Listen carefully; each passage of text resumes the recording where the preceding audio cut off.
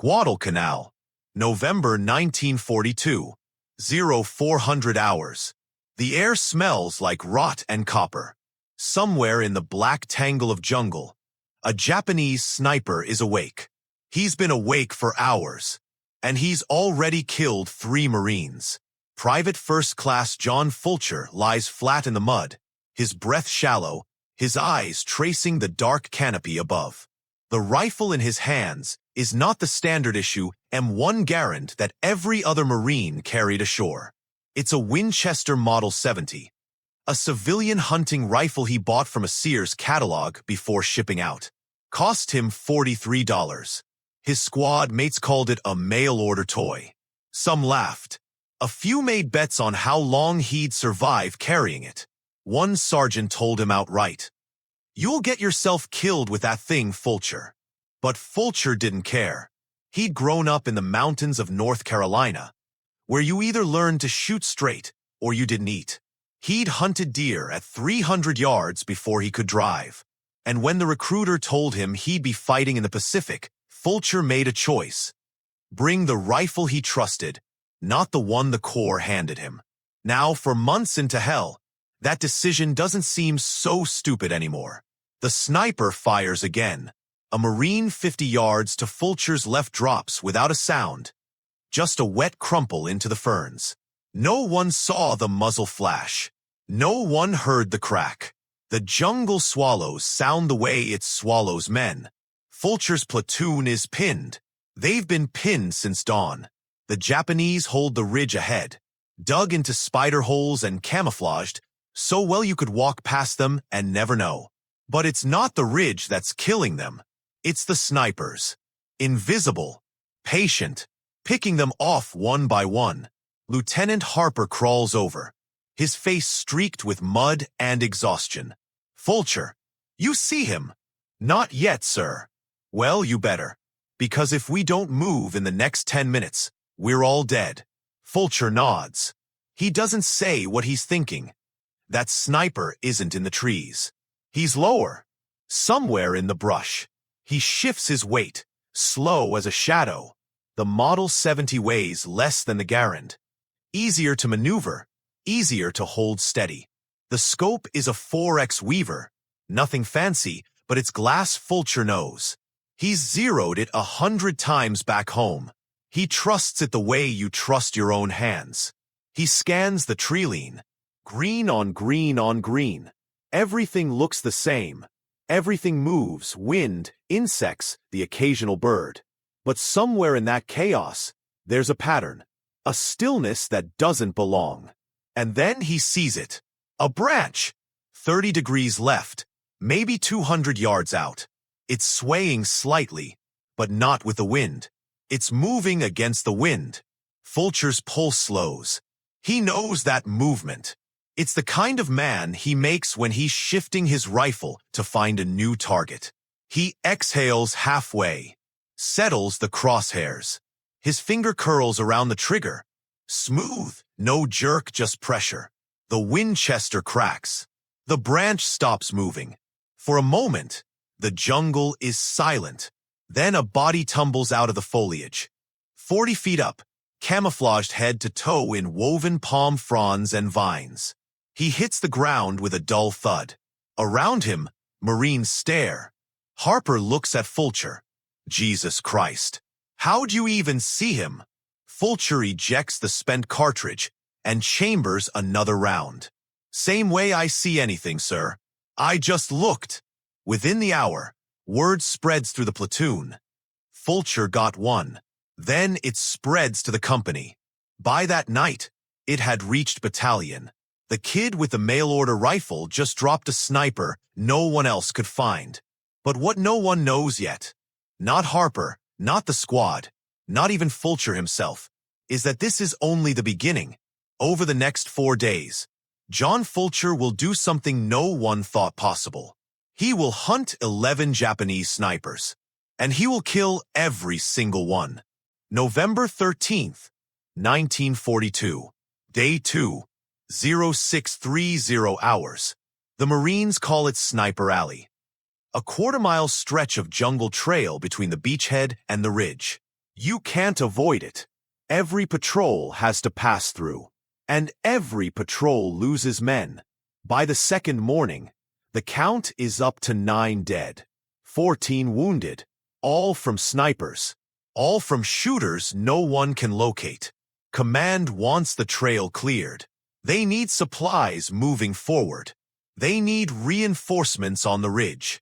But right now, that trail is a death sentence, and everyone knows it. Captain Reardon gathers his officers at 0600. The briefing is short. We've got snipers dug in along that entire stretch. Could be 3. Could be 10. Intel says they've been there since we landed. Living in the trees, rationing rice, waiting for targets. They're not coming down. So we're going up. He looks directly at Fulcher. Private, your point. Fulcher doesn't flinch. Yes, sir. They move out at first light. Fulcher and 3 other Marines, handpicked because they're quiet and they don't panic. The plan is simple. Walk the trail. Draw fire. Let Fulcher work. It's a terrible plan, but it's the only one they have. The jungle is different in the morning. The heat hasn't set in yet, but the humidity wraps around you like a wet towel. Every step squelches. Every breath feels thick. Fulcher moves slow, scanning the canopy, his Model 70 slung low and ready. Behind him, Corporal Deeks whispers, "You really think you can spot them before they spot us?" Fulcher doesn't answer. He's listening, not for sound. Snipers don't make sound. He's listening for silence. The kind of silence that happens when birds stop singing, when insects go quiet, when the jungle knows something human is hiding in it. 200 yards in, the silence comes. Fulcher raises a fist. The patrol stops. No one moves. No one breathes. He scans the trees. Left to right, slow and methodical. Most men look for shapes. Fulcher looks for shadows. A sniper in a tree doesn't show himself. He shows the absence of light where light should be. And there it is. 60 yards ahead, 15 feet up. A shadow too dark, too circular. A hole in the green. Fulcher brings the rifle up. Settle the crosshairs on the center of the shadow. Waits. 5 seconds. 10. 15. Then movement. Just a flicker. The shift of a head. The glint of a scope. Fulcher fires. The shadow jerks. A rifle falls first, clattering through branches, hitting the ground with a metallic clang. Then the body follows, crashing through vines and fronds, landing in a heap 20 feet from the trail. The Marines move forward. The dead sniper is young. Maybe 19, maybe younger. His rifle is a Type 97, still warm. His face is painted green and black, his uniform stitched with leaves. In his pack, 6 days' worth of rice. A canteen. A photograph of a woman. Deeks stares at the body. "How the hell did you see him?" "He moved," Fulcher says. They always move. By 1100 hours, Fulcher has killed 2 more. The third one is higher, 30 feet up, nestled in the fork of a banyan tree. Fulcher spots him because the bark around the fork is scraped clean, where marks from boots. The sniper never fires. He dies before he can. The fourth is closer. 40 yards, 10 feet off the ground, using a blind made of woven palm. Fulcher sees it because the weave is too perfect. Nature doesn't make straight lines. He puts a round through the center. The blind collapses. The sniper tumbles out, already dead. By noon, the trail is clear. That night, in the makeshift camp, the other Marines look at Fulcher differently. He's not the kid with the stupid rifle anymore. He's not the outsider who brought a hunting gun to war. He's something else now. Something they don't have a word for yet. Lieutenant Harper sits down next to him and offers a cigarette. Fulcher doesn't smoke, but he takes it anyway. "For in 1 day," Harper says. "That's got to be some kind of record." Fulcher shrugs. "They were there. I just found M. And tomorrow? Tomorrow there'll be more. Harper nods slowly, exhaling smoke into the dark. You know they're calling you something now, right? The guys. They've got a name for you. Fulcher looks at him. What name? Ghost Killer. Harper grins. Because you kill what no one else can see. Fulcher doesn't sleep that night. He lies in his foxhole, the Model 70 across his chest, and he thinks about the snipers. About how they lived in those trees for days, maybe weeks. How they watched Marines walk beneath them. How they chose their targets. How patient they were. And he thinks, I can be more patient. Because tomorrow, the hunt continues. And somewhere in that jungle, 7 more snipers are waiting. They just don't know he's coming for them yet. November 14th, 1942. Day 3. 0515 hours. The rain starts before dawn. Thick, warm drops that turn the jungle floor into a swamp. Visibility drops to 30 yards. Most men would call it a bad day for hunting. Fulcher calls it perfect. Rain covers sound. It blurs movement. It makes snipers careless, because they think the same thing everyone else thinks. No one fights in weather like this. But Fulcher isn't fighting. He's hunting. And rain doesn't stop a hunter. At 0600, Captain Reardon assigns him a new sector. The eastern approach to Hill 142, where a machine gun nest got wiped out the day before. 6 men dead. The gunner took a round through the eye. The spotter got hit in the throat. The others died trying to pull them back. Battalion needs that hill. But they can't take it if the snipers own the approach. Fulcher moves out alone this time. No patrol. No backup. Just him and the Model 70. Harper protests. You can't go out there solo. That's suicide. It's quieter, Fulcher says. And I don't have to worry about covering anyone but me. What if you get hit? Fulcher checks his rifle and slides 5 rounds into the internal magazine. Then I get hit.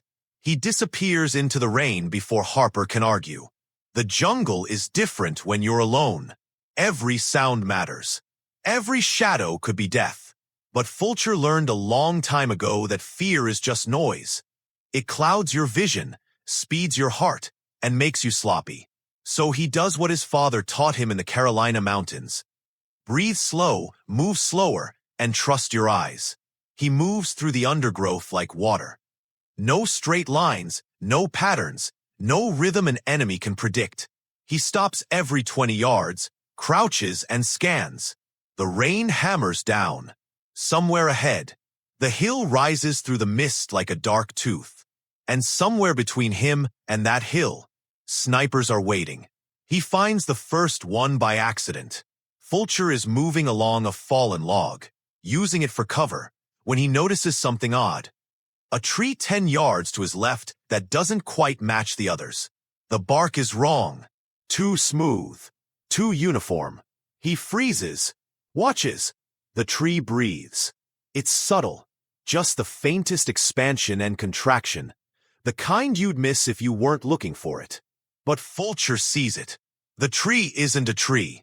It's a man wrapped in bark and vines, standing perfectly still, his rifle braced against his chest. Fulcher doesn't move. Doesn't blink. He's 15 feet away.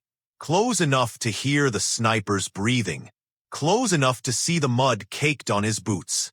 The sniper is facing the trail, waiting for Marines to come up the path. He has no idea Fulcher is behind him. Slowly, so slowly it takes nearly a minute, Fulcher brings the Model 70 up. His hands are steady. His breathing is non-existent. The rain is loud enough to cover the tiny click of the safety coming off. He aims for the base of the skull. Center mass would work, but center mass leaves room for noise. A man shot in the spine dies silently. Fulcher fires. The tree drops like a puppet with its strings cut. No scream, no trash, just a body crumpling into the mud. Fulcher moves forward, checks the kill. The sniper's face is painted green.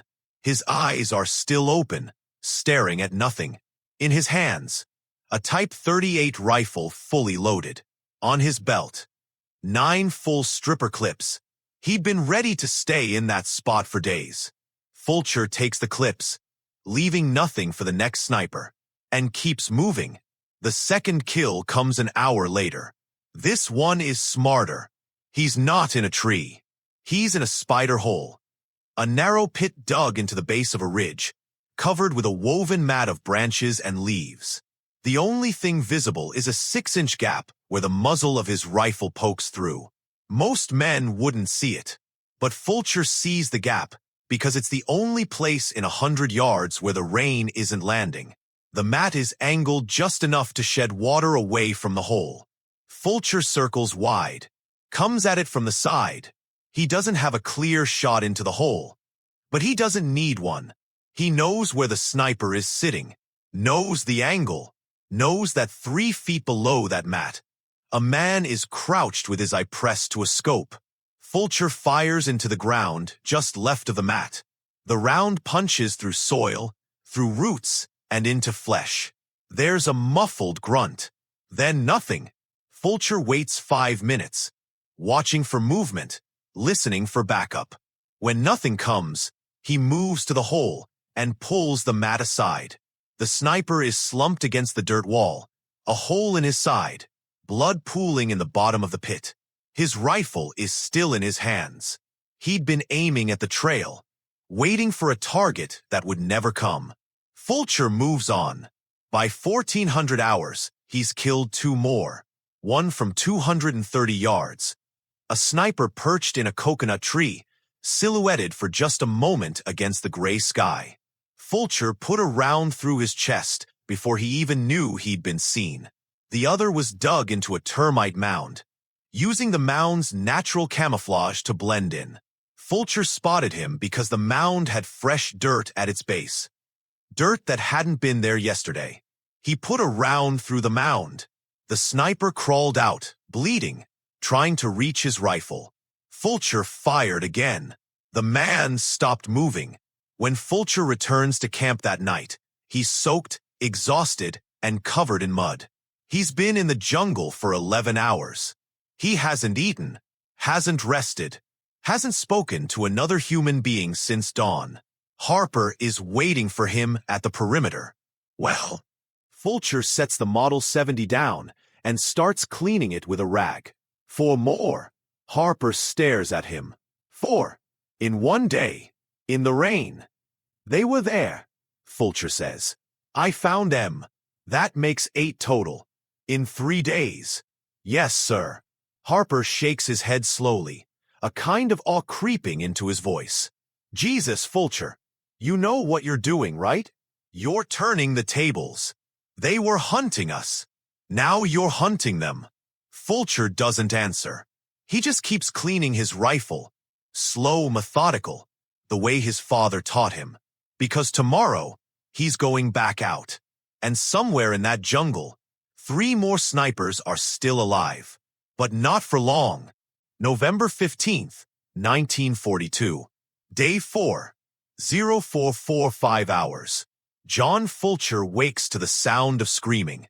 It's distant, maybe 50 yards outside the perimeter, but it's unmistakable. A Marine was hit. The scream cuts off after 5 seconds. Then silence. Then the crack of a rifle, faint and far away. A finishing shot. Fulcher is on his feet before the echo fades. He grabs the Model 70, checks the chamber, and moves toward the sound. Harper catches his arm. Wait, we don't even know where. I know where, Fulcher says. That was a Type 38. Fired from elevation. Northwest side, maybe 300 yards out. You can tell all that from one shot. Yes, sir. Harper, let's go. Then go. But Fulcher, be careful. That one's different. He's firing at night. That means he's not afraid of us anymore. Fulcher nods. He already knows. This sniper isn't like the others. The others were patient, defensive. waiting for targets to come to them. This one is hunting, and that changes everything. By 05:30, Fulcher is a quarter-mile into the jungle, moving through the pre-dawn dark. He doesn't use a flashlight. Doesn't need one. The jungle is gray now, not black. Just enough light to see shapes, shadows, the outline of trees against the sky. He finds the body near a clearing. It's Private Kowalski, a runner from 2nd Platoon. He'd been carrying dispatches to a forward outpost. The shot took him high in the back and punched through his lung. He'd crawled 10 feet before the second shot finished him. Fulcher kneels, studies the wounds. Entry angle is steep, 45 degrees, maybe more. The shooter was high, very high. He scans the canopy to the northwest, tracing sight lines, calculating distance. And then he sees it. A platform, 60 feet up, built into the crown of a massive mahogany tree. It's not a natural formation. It's man-made, lashed together with vines and bamboo, camouflaged with branches. From the ground, it's almost invisible. But from here, at this angle, with the dawn light just beginning to touch the top of the canopy, Fulcher can see the edge of it. He moves closer, stops behind a tangle of roots, watches. For 10 minutes, nothing moves. Then, a shadow shifts on the platform. Just slightly, the silhouette of a head turning. Fulcher's pulse slows. His breathing shallows. He brings the Model 70 up, finds the platform in his scope. The range is over 400 yards long for iron sights, but the Weaver scope gives him clarity. He can see the outline now. A man, prone, rifle braced, watching the trail below. Fulcher settles the crosshairs on the center of the silhouette, but something stops him. The angle is wrong.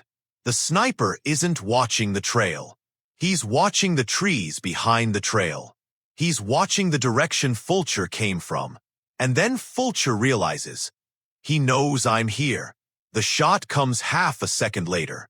It snaps past Fulcher's head, so close he feels the displacement of air, and buries itself in the tree behind him. Fulcher drops, rolls left, and comes up behind a different tree. His heart is hammering now. That wasn't a miss. That was a warning shot. The sniper knew where he was, knew he'd come, and he'd waited. This isn't a defensive position. It's a trap. Fulcher forces himself to breathe. Think, the sniper has the high ground, the range, and the element of surprise. Fulcher's only advantage is that he's still alive, which means the sniper wants him alive, wants him to move, wants him to make a mistake. So Fulcher doesn't move. He stays behind the tree, rifle ready, and he waits. 1 minute, 2, 5. The sun is rising now, spilling orange light through the canopy. Birds start to sing. The jungle wakes up. And then Fulcher hears it. A sound so faint most men would miss it. The creak of bamboo. The sniper is shifting position on the platform, trying to get a better angle. Fulcher moves. He doesn't run. He doesn't sprint. He moves in short bursts. 3 steps, stop, cover. 3 steps, stop, cover. Each time he stops, he scans the platform, watches for movement. The sniper fires twice more. Both shots are close, but not close enough. He's firing blind now, trying to flush Fulcher into the open. It's not working. Fulcher circles wide, moving through the undergrowth, keeping trees between himself and the platform. He's patient, methodical. He learned a long time ago that the man who panics is the man who dies. And then he sees his opening. There's a fallen tree, 30 feet long, angled up against a ridge. That gives him a clear line of sight to the platform. It's risky. He'll be exposed for 5, maybe 10 seconds. But it's the only shot he's got. Fulcher moves to the log, braces the Model 70 against it, finds the platform in his scope. The sniper is there, prone, rifle aimed at the trail. waiting for Fulcher to break cover. Fulcher doesn't hesitate. He fires. The round hits the sniper in the shoulder. Not a kill shot, but enough to knock him off balance. The sniper jerks, drops his rifle, and for a moment, Fulcher thinks he's going to fall. But he doesn't. He grabs the platform with his good arm, pulls himself back up, and reaches for a sidearm. Fulcher fires again. This time, the round hits center mass. The sniper's body goes slack. He slumps forward, half hanging off the platform, his rifle dangling from a strap. Fulcher doesn't move. Not yet. He waits, watches, makes sure the threat is gone.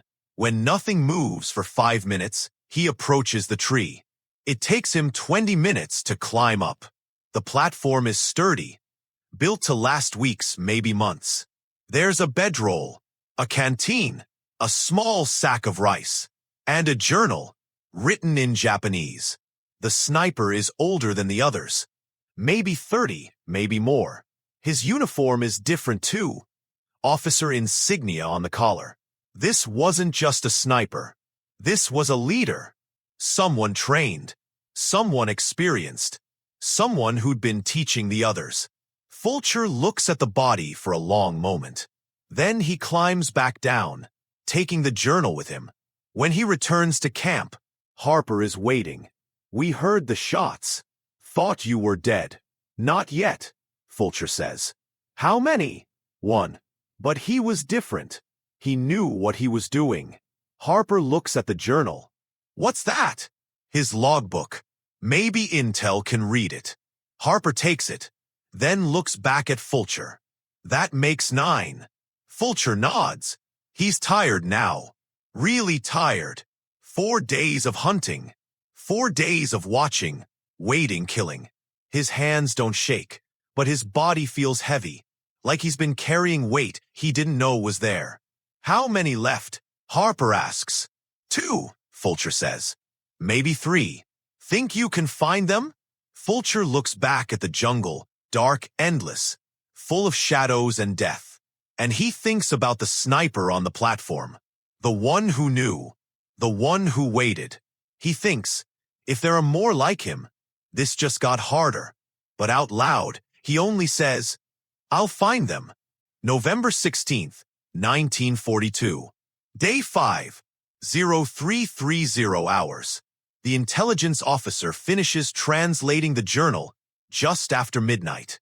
He finds Fulcher sitting outside his foxhole, cleaning the Model 70 by lamplight. "You need to see this," the officer says. Fulcher looks up. What's in it? Names, positions, a map. The officer spreads the journal open. His hands are shaking slightly. "The sniper you killed yesterday. His name was Sergeant Takeo Yamashita. He was the commanding officer of a 12-man sniper unit deployed to Guadalcanal 3 weeks before we landed." 12, Fulcher says quietly. "I've killed 9, which means 3 are still out there. But here's the thing, Fulcher." The officer points to a hand-drawn map in the journal. Yamashita kept records, kill counts, positions, rotations.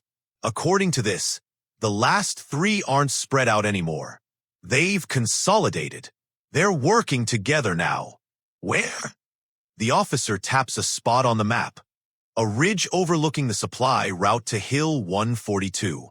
Here, they've got overlapping fields of fire covering the entire approach. Yamashita called it the kill box. Any Marine who walks into that zone is exposed to 3 shooters simultaneously. Fulcher studies the map. They know we're coming. Worse, they know you're coming. Look at this entry from 2 days ago. The officer translates. The American hunter has killed 6 of our men. He moves like a ghost. He does not miss. The remaining snipers are ordered to work in coordination. If the hunter comes, we kill him together. The officer looks at Fulcher. They're not hunting Marines anymore. They're hunting you. At first light, Captain Reardon pulls Fulcher aside. I'm not ordering you to go after them. You've done enough. More than enough. We can call in artillery, blast that ridge, and move up. Artillery won't get them, Fulcher says. They'll hear it coming. They'll pull back, reposition, and we'll be right back where we started. Then we wait them out. Starve them. How long? A week? 2? How many Marines die while we wait? Fulcher shakes his head. They're dug in. They're coordinated. And they're not leaving. Someone has to go get them. Reardon is quiet for a moment. Then, you really think you can take 3 snipers at once? I don't know, Fulcher admits. But I'm the only one who's gotten close. Reardon nods slowly. Then go. But take backup. I'm not sending you in there alone. With respect, sir, backup gets people killed. They'll hear us coming. They'll see the extra movement. And if shooting starts, I'll be worried about covering them instead of covering myself. That's not a suggestion, Private. That's an order. You take Corporal Deeks. He's quiet, he's smart, and he won't slow you down. Fulcher looks at the ridge in the distance, shrouded in morning mist. Yes, sir. Deeks doesn't say much on the way out. He's carrying an M1 Garand and 2 bandoliers of ammunition. He's a good Marine. Steady hands, sharp eyes. But Fulcher can see the fear underneath. Going after 1 sniper is dangerous. Going after 3 is something else entirely. They move slowly, using the terrain for cover. The ridge is steep, covered in thick vegetation, with dozens of natural hide sites. The snipers could be anywhere. And they're watching. Fulcher stops every 50 yards, scans, listens. The jungle is quiet. Too quiet. No birds. No insects.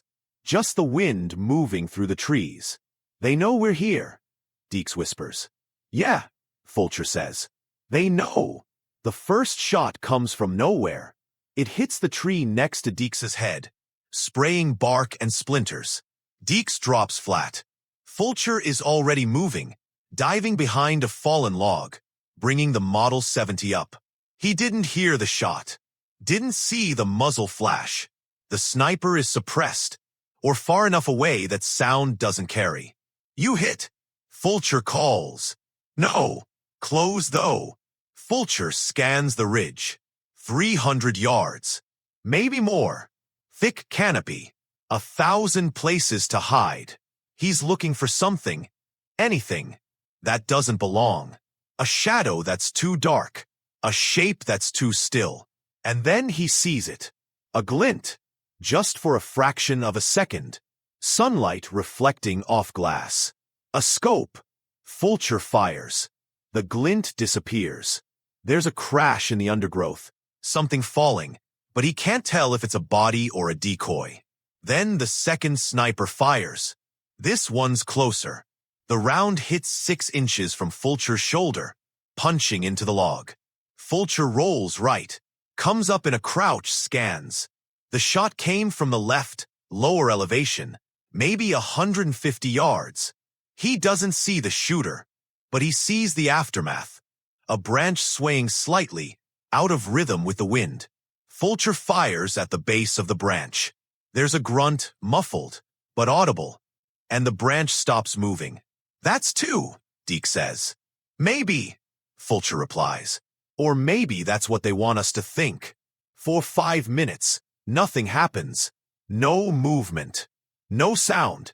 Fulcher and Deek stay low, watching, waiting. The silence is worse than the gunfire. It means the third sniper is planning, thinking, choosing his moment. Then Deek sees him. There. 10 o'clock. Ridge line. Fulcher swings the rifle, finds the spot. And there he is, a figure in mottled green, standing upright on the ridge, no cover, rifle raised. He's not hiding anymore. He's challenging them.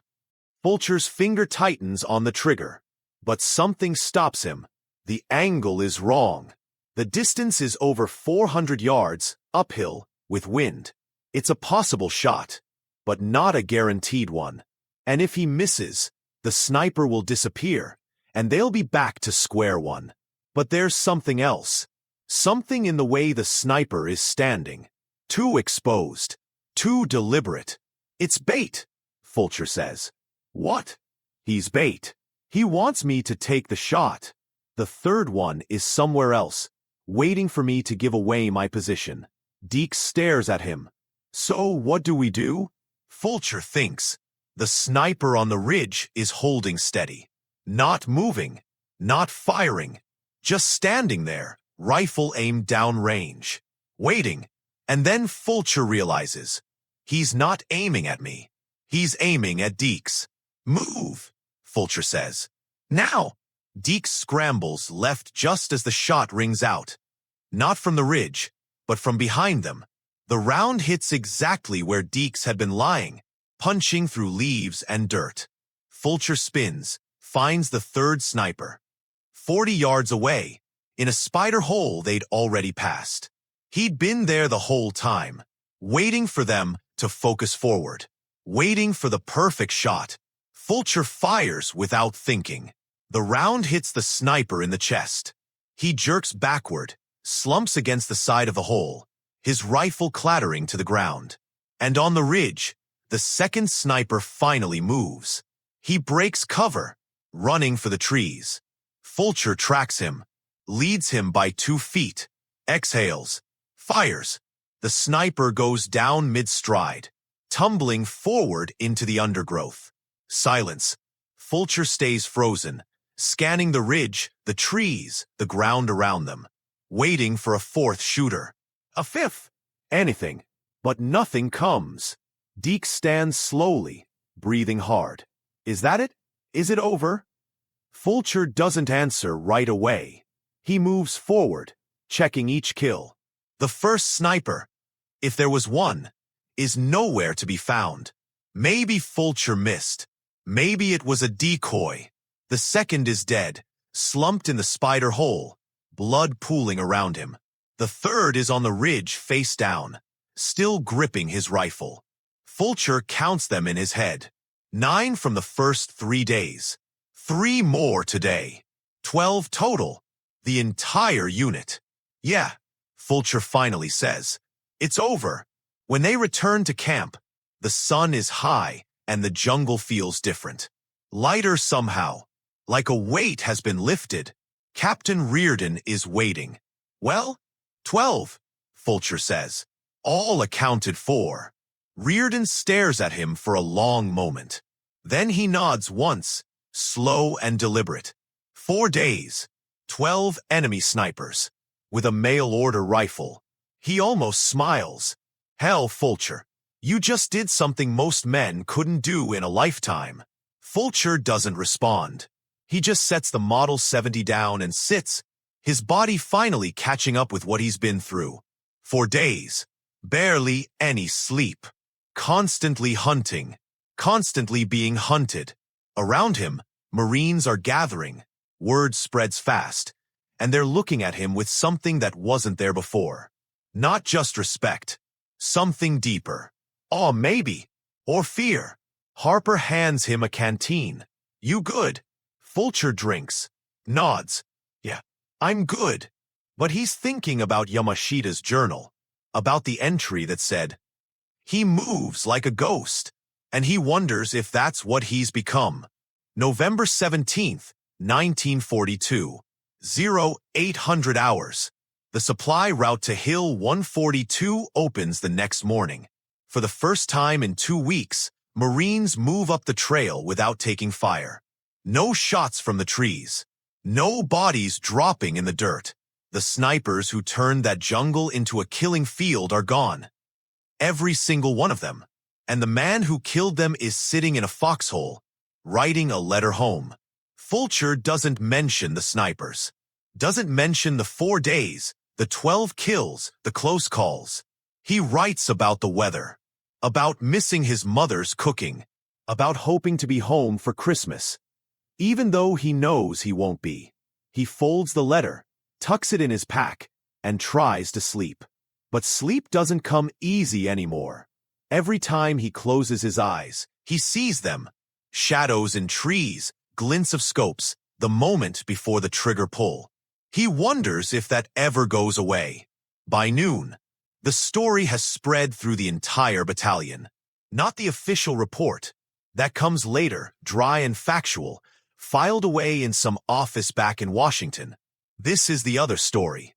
The one Marines tell each other in foxholes and aid stations. The one that grows with each retelling. You hear about Fulcher, kid from North Carolina. Brought his own rifle. Bought it from a Sears catalog. Everyone laughed at him. Called it a toy. Then the snipers started killing us. And he went out there alone. 4 days. 12 kills. Never missed. Not once. They say he can see things no one else can see. Hear things no one else can hear. They say he killed one sniper through a termite mound. Another 160 feet up in a tree. Another one who was disguised as a tree himself. They say the Japanese had a special sniper. An officer, a trained killer, who set a trap for him, and Fulcher walked right into it, and still came out alive. They say he's a ghost. That's what the Japanese called him.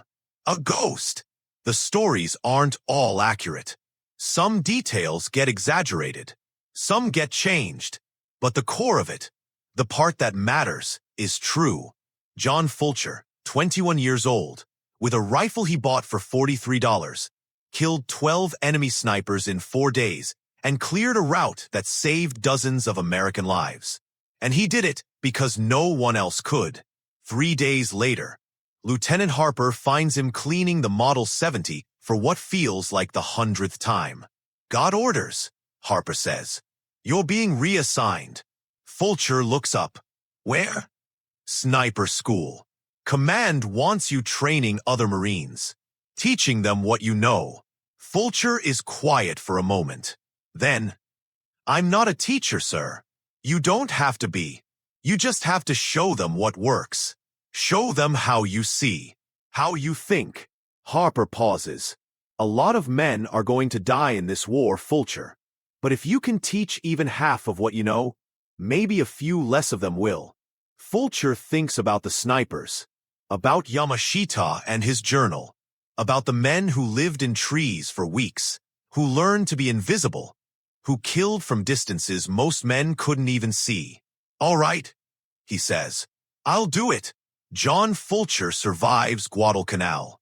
He survives the rest of the war. He comes home in 1945, marries a girl from his hometown, and goes back to the mountains where he grew up. He never talks about the 12 snipers. Not to his wife. Not to his children. Not to anyone. But the Marines remember. In the years after the war, the story of the ghost killer becomes legend. It's told in officer training courses. It's referenced in sniper manuals. It's whispered among new recruits who are about to ship out to jungles of their own. And the lesson is always the same. Tools don't make the man. Training doesn't make the man. It's the man himself, his patience, his focus, his refusal to quit. That makes the difference. John Fulcher proved that with a mail-order rifle and 4 days in hell. The Winchester Model 70 he carried on Guadalcanal is never seen again. Some say he kept it. Some say he gave it to the Corps. Some say it was lost in the chaos of battle. But the truth is simpler. Fulcher brought it home, cleaned it one last time, and locked it away in a closet, where it stayed for the rest of his life. Because that rifle had done what it was designed to do. It had killed what needed killing. And Fulcher knew, better than anyone, that some tools are meant to be retired when the job is done. He never hunted again after the war.